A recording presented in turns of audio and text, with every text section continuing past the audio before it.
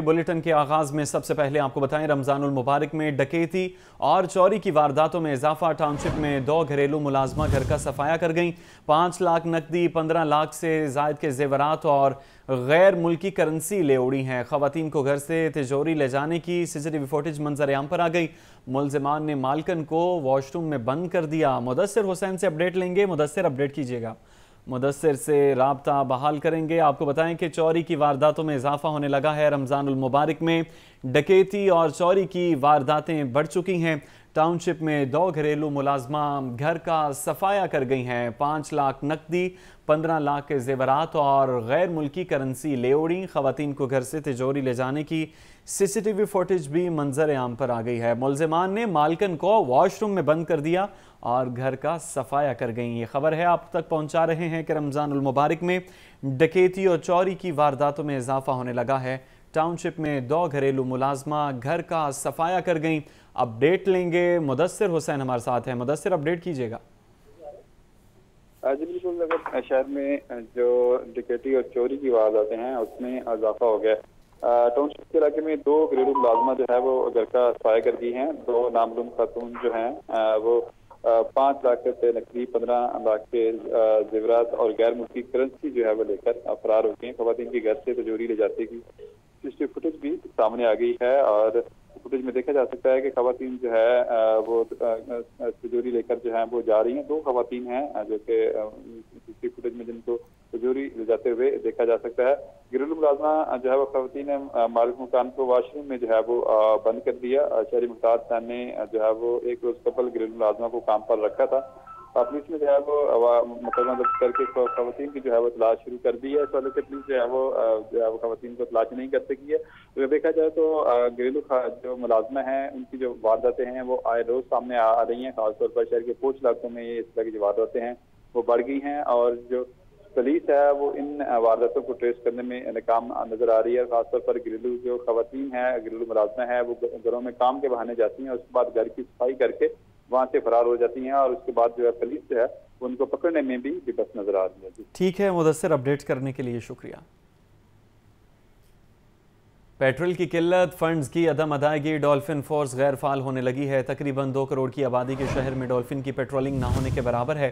Patrolling पर तैनात टीमों की तादाद 300 से कम होकर सिर्फ 20 रह गई है, जबकि 2.5 माह के दौरान 2800 से जायद वारदातें रिपोर्ट हुई। तर्जुमान डॉल्फिन के मुताबिक पेट्रोल की अदम दस्तियाबी के बायस चंद टीमें 2 रोज से गैर फाल हैं। मुजाहिद लतीफ़ से अपडेट लेंगे। मुजाहिद, अपडेट कीजिएगा।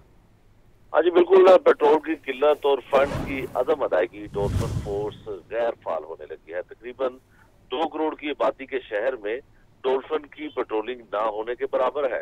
पेट्रोलिंग की 300 टीमें मुकर्रर हैं और अब तादाद सिर्फ 20 रह गई है। ये डॉल्फिन जराये से हमें मालूम हुआ है।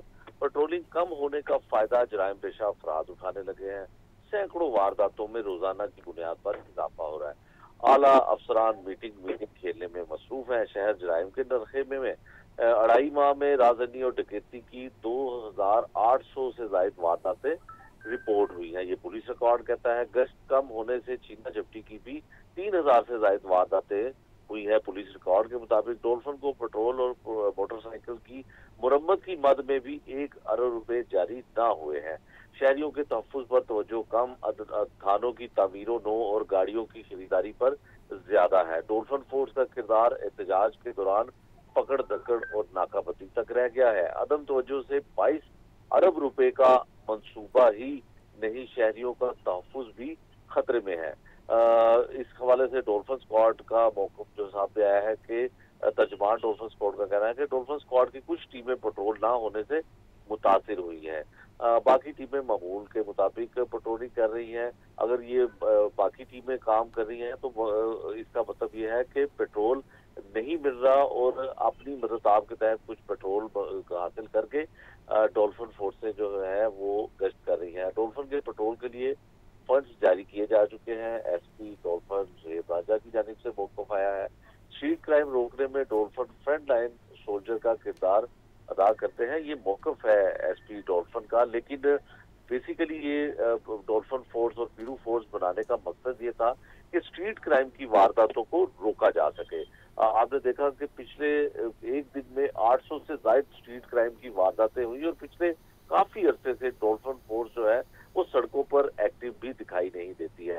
ना डॉल्फिन फोर्स की गाड़ियां नजर आती हैं, ना डॉल्फिन फोर्स के एहलकार जो है वो नजर आते हैं। अलबत्ता ठीक है मुजाहिद, अपडेट करने के लिए शुक्रिया। खबर यह है कि पंजाब पुलिस में नई भर्तियों के लिए 26 अजला में तहरीरी इम्तिहानात। लाहौर में जाली शनाख्त पर इम्तिहान देने वाले 10 उम्मीदवार पकड़े गए हैं। मुलजिमान किसी और की शनाख्त पर इम्तिहान देने आए थे। जालसाजों को एयर पुलिस के हवाले कर दिया गया है, जबकि constable, lady constable, driver constable, traffic assistant की 7,909 असामियों पर 4,723 उम्मीदवार इम्तिहान दे रहे हैं। मुदस्सिर हुसैन से अपडेट लेंगे। मुदस्सिर, अपडेट कीजिएगा।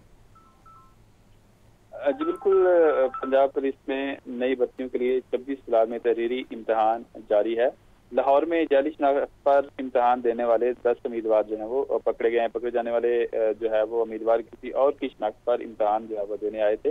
जालसाजों को थाना हेयर पुलिस के हवाले कर दिया गया है, जहाँ उनके खिलाफ एफआईआर दर्ज करके जो है वो कानूनी कार्रवाई शुरू कर दी गई है। इस वजह से तर्जुमा पंजाब से कहना है कि शनाख्त बदल कर इम्तिहान में शरीक होने वालों के खिलाफ कानूनी कार्रवाई जो है वो अमल में लाई जा रही है। Constable, lady constable, driver constable, traffic assistant की 7,909 असामियों पर 47,023 उम्मीदवार जो है वो तहरीरी इम्तिहान जो है वो लाहौर समेत पंजाब भर में दे रहे थे। लाहौर पुलिस में 2951 मजमूई सीटों पर 5,576 उम्मीदवार जो है वो इम्तिहान दे रहे थे। लाहौर में कांस्टेबल की 2586 असामियों पर 4,075, ड्राइवर कांस्टेबल की 50 असामियों पर 109 उम्मीदवार जो है वो इम्तिहान दे रहे थे। इस वजह से तर्जुमान पंजाब पुलिस से कहना है कि पंजाब पुलिस में मेरिट पर जो है वो भर्तियां की जा रही हैं। इस हवाले से अब तहरीरी इम्तिहान के बाद पास होने वाले उम्मीदवारों का जो है वो इंटरव्यू किया जाएगा। उसके बाद फाइनल जो लिस्ट है वो जो पुलिस लाइन में आवेदन की जाएगी। उसके बाद जो है वो ट्रेनिंग का जो पास होने वाले, पुलिस में भर्ती होने वाले उम्मीदवारों को जो है वो ट्रेनिंग पर भिजवाया जाएगा। जी ठीक है मुदस्सिर, अपडेट करने के लिए शुक्रिया।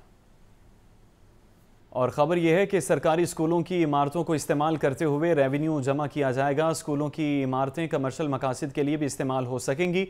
महकमा स्कूल एजुकेशन का स्कूल काउंसिल्स को इमारतें स्कूल के औकात कार के बाद किराए पर देने की इजाज़त। स्कूलों की इमारतों को सिनेमा और एजुकेशन कॉन्फ्रेंसेस के अलावा बुक फेयर और खेलों के इनेकाद के लिए फराहम किया जा सकेगा। हम ये खबर है आप तक पहुंचा रहे हैं कि सरकारी स्कूलों की इमारतों को इस्तेमाल करते हुए रेवेन्यू जमा किया जाएगा। इसी हवाले से अपडेट लेंगे। नुमाइंदा लाहौर न्यूज़ आतिफ परवेज हमारे साथ हैं। आतिफ, बताइए, अहम फैसला सामने आया है। जी बिल्कुल, जो महकमा स्कूल एजुकेशन का कहना है कि शहर में, बल्कि लाहौर में दीगर शहरों में जो स्कूलों की लोकेशन है वो प्राइम लोकेशन पर है और इमारतों इस्तेमाल होना चाहिए और यही इनको कमर्शियल मकासद के लिए इस्तेमाल किया जाए। जो इस वक्त हाल है उनको किराए पे दिया जाए, ग्राउंड है उनको भी किराए पे देने की तजवीज़ है। इसके साथ साथ जो मेन सड़कों पर इमारतें मौजूद हैं वहाँ पर बिल बोर्ड लगाकर वो भी किराए पे देने की तजवीज़ है। महकमा स्कूल एजुकेशन की जानिब से इन सारी तजावीज़ का काम शुरू कर दिया गया है, लेकिन इसकी हतमी मंजूरी जो है वो गवर्नमेंट से ली जाएगी। और महकमा स्कूल एजुकेशन के हुकाम का कहना है कि अगर इन तजावीज़ की जो है वो अमल दरामद हो जाता है तो फिर हर स्कूल जो है वो उसका अपना अलग से बजट होगा और उस बजट को इस्तेमाल करते हुए स्कूलों में सहूलियात की जो कमी है उनको पूरा किया जाए। ठीक है आतिफ, अपडेट करने के लिए शुक्रिया। मलिक अहमद खान की ज़ेर सदारत पंजाब असम्बली का बजट इजलास जारी है। आपको इन मुश्किल हालात में बजट पेश करने पर मुबारकबाद भी पेश करता हूँ। ये बहुत मुश्किल हालात हैं जिनके अंदर मुस्लिम लीग नून ने बजट पेश किया है। मैं इनको मुबारकबाद पेश करता हूँ और साथ ही दुआ गो भी हूँ कि जो ऑनरेबल सीएम का विज़न है उसको प्रॉपर तरीके से हम अमल दरामद भी कर सकें। और कुछ तजावीज़ भी पेश करना चाहूँगा। अक्सर हमारे यहाँ पे मौजूद फाजिल मेंबरान ने एग्रीकल्चर से रिलेटेड बात की है। हमारा ज़िला एग्रीकल्चर पर ही सबसे ज़्यादा फोकस्ड है और उसमें मैं स्पीकर साहब, फाइनेंस मिनिस्टर साहब से गुजारिश करना चाहूँगा कि वो ये ज़रूर इंश्योर कराएं कि हमारे पास खाद का बहुत अहम मसला चलता है और जो खाद है वो एक सबसे इम्पॉर्टेंट चीज़ है एग्रीकल्चर के लिए, तो उस इशू को काइंडली रिजॉल्व कराया जाए। और साथ में एक रिक्वेस्ट करूँगा कि जो हमारे रिसर्च सेंटर्स हैं उसके ऊपर काइंडली ऑनरेबल फाइनेंस मिनिस्टर साहब जो हैं वो फोकस करवाएं कि रिसर्च को बेहतर बनाया जाए, हम अपना सीड भी ग्रो करें